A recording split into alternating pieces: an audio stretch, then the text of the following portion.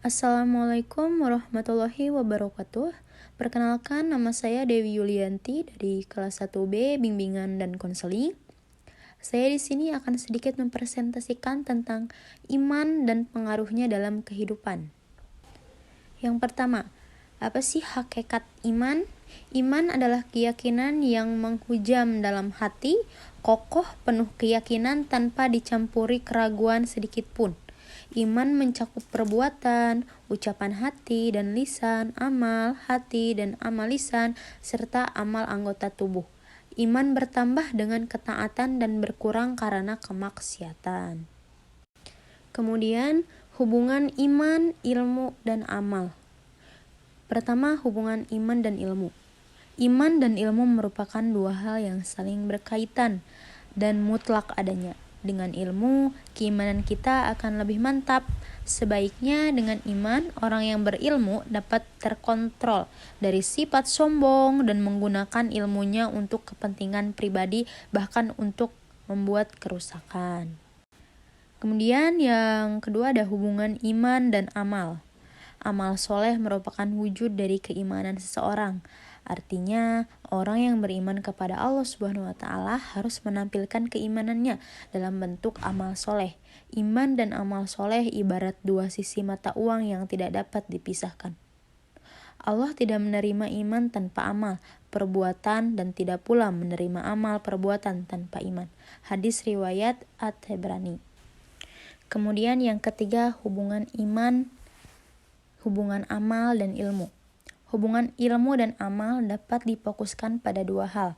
Pertama, ilmu adalah pemimpin dan pembimbing amal perbuatan. Amal boleh lurus dan berkembang bila disadari dengan ilmu. Dalam semua aspek keinginan manusia harus disertai dengan ilmu, baik itu yang berupa amal ibadah atau amal perbuatan lainnya. Kemudian, jika orang itu berilmu, maka ia harus diiringi dengan amal. Amal ini akan mempunyai nilai jika dilandasi dengan ilmu.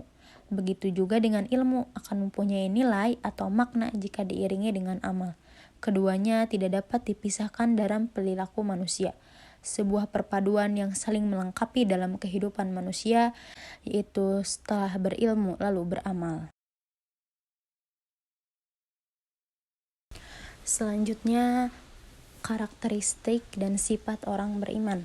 Yang pertama, mereka menjadikan Allah dan Rasul-Nya lebih mereka cintai daripada anak, istri, harta, benda segalanya. Yaitu terdapat dalam Quran Surah At-Taubah ayat 24. Yang kedua, orang yang beriman tidak akan izin untuk tidak ikut berjihad. Itu terdapat dalam Quran Surah At-Taubah ayat 44-45.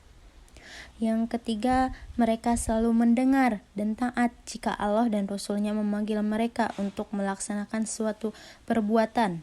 Itu terdapat dalam Quran Surah An-Nur ayat 51. Kemudian ada yang keempat, mereka menjadikan Rasul sebagai hakim dalam setiap permasalahannya. Terdapat dalam Quran Surah An-Nisa ayat 65. Kemudian yang selanjutnya, mereka memiliki iman yang mantap, tidak dicampuri dengan keraguan-raguan sedikit pun, dan keimanannya dibuktikan dengan berjihad di jalan Allah dengan harta dan jiwanya. Terdapat dalam Quran Surah Al-Hujurat ayat 15. Kemudian ada mereka taat kepada Allah, Rasul-Nya, dan ulil amri, serta mengembalikan seluruh persoalan yang mereka perselisihkan kepada Al-Quran dan As-Sunnah Rasulullah. Quran Surah An-Nisa ayat 59. Yang ketiga, ada apabila dibicarakan ayat-ayat Allah kepada mereka, maka hatinya bergetar, imannya bertambah, dan tetap menjalankan sholat berzakat. Itu terdapat dalam Quran Surah Al-Anfal ayat 2-4. Kemudian, sifat orang beriman. Pertama, memiliki rasa takut di dalam hatinya. Sesungguhnya, orang-orang yang beriman ialah terrekayang bila disebut nama Allah, gemetarlah hati mereka. Dalam Quran Surah Al-Anfal ayat 2. Yang kemudian adanya tambahan iman kepada ayat Al-Quran yang dibicarakan. Dan apabila dibicarakan, ayat-ayatnya bertambah iman mereka karenanya. Quran Surah Al-Anfal ayat 2. Yang ketiga ada tawakal, hanya kepada Allah dan hanya kepada Robinya mereka bertawakal. Quran Surah Al-Anfal ayat 2.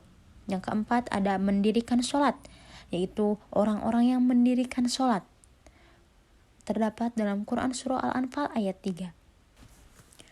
Kemudian yang selanjutnya ada hal-hal yang dapat merusak dan meniadakan iman, yaitu ketika sujud bersembah kepada berhala atau batu, menghina tanda-tanda keagungan agama, merendahkan syiar-syiar agama, menghina Al-Quran, mengucapkan kata-kata kufur, membohongkan Al-Quran, hadis mutawatir, menghalalkan hal-hal yang diharamkan oleh syara dengan sengaja menentang dan lain sebagainya.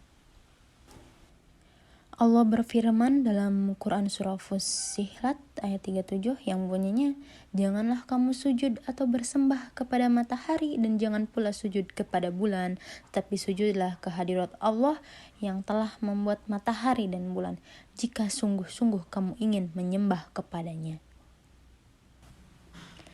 Terima kasih, sekian yang mungkin dapat saya sampaikan. Kurang lebihnya mohon maaf.